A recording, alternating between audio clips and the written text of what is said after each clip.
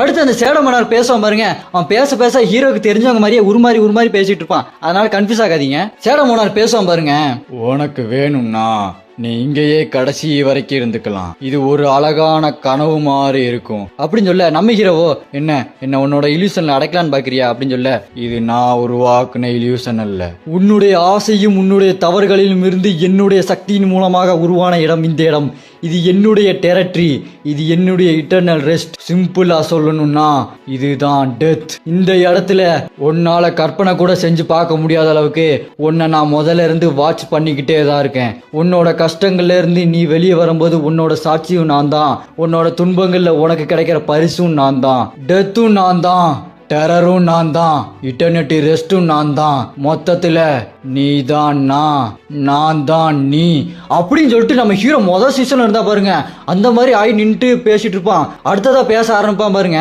இந்த டெரிட்டரியில உனக்கு என்ன வேணுமோ அதை உருவாக்கிக்கவும் முடியும், உனக்கு அது வேண்டாம்னா அழிக்கவும் முடியும், இது ஒரு கடவுள் அளவுக்கு உள்ள பவர் அப்படின்னு சொல்ல, நம்ம ஹீரோவோ அப்போ உன்னோட பவர் தான் என்கிட்ட இருக்கா அப்படின்னு நம்ம ஹீரோ கேட்க, அதுக்கு அந்த சேட மன்னருக்கோ, நான் உன்னை பாக்குற இந்த நாளுக்காக தான் ரொம்ப நாளா காத்துக்கிட்டு இருந்தேன். I am the shadow monarch, king of death, இறப்பை ஆள்பவன் அப்படின்னு சொல்ல, நம்ம ஹீரோவோ உன்னோட பவரை எதுக்கு எனக்கு கொடுத்த அப்படின்னு கேட்க, அப்போ அந்த ஷேடோ மோனார்க் சொல்லுவான் பாருங்க, நான் உனக்கு எல்லாத்தையும் காட்டுறேன், என்னோட ஆரம்பமும் முடிவும் உன்னோடைய ஆரம்பமும்.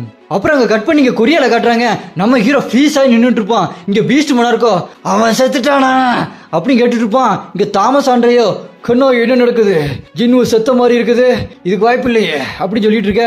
இங்க ஒயிட் டைகர் பேக்கு, வாய்ப்பு இல்ல, சஞ்சினு செத்துட்டாரா, அவங்களாலே கொல்ல முடியலனா அந்த மேஜிக் பீஸை யாரால கொல்ல முடியும் அப்படின்னு ரொம்ப ஷாக் ஆகிட்டு இருப்பான். அந்த வில்லு விடுற எஸ்ராங்கன்றோ மேல நின்றுட்டு, டே அந்த ஐசெல்ஃப் மாதிரி இருக்கான் பாருங்கடா, அவன் மேலதான் அம்பு விடணும், அவன மேல எல்லாரும் அம்பு விட ரெடியா இருக்கடா அப்படின்னு அம்பு விட ரெடியா இருப்பானுங்க. அப்ப பார்த்தா அந்த ஃபிளாஷ் மோனருக்கு ஒரு மாதிரி ஃபீலிங் ஆகும், என்ன அது இது அப்படின்னு சொல்லிட்டு பாப்பான் பாருங்க. நம்ம ஹீரோவை சுத்தி ஒரு மாதிரி சேட ஆறாவா வருமா, இவனும் ஐயோ இது நடக்க கூடாது, இது நடக்க விடக்கூடாதுடா அப்படின்னு சொல்லிட்டு ஓடிட்டு வருவான். அந்த பீஸ்ட் மன்னருக்கோ, இவன் போயிட்டு ஒரிஜினல் கிங் வந்துடக்கூடாது, அதுக்குள்ளே இவனை கொல்லணும்டா அப்படி பீஸ்ட் மன்னருக்கு அவனு ஓடி போவானுங்க.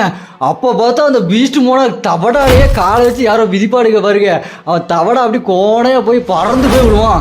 அப்போ மாசா வந்து டேகரோட நிற்பாங்க. யார் அது டேகரோட நிக்கிறதுன்னு பார்த்தா நம்ம ஹீரோவோட அப்பா. செம மாசான என்ட்ரி. யாருக்கு ஹீரோவோட அப்பா ரொம்ப பிடிக்குமோ கமெண்ட்ல ஃபயர் எமோஜியை பறக்க விடுங்க.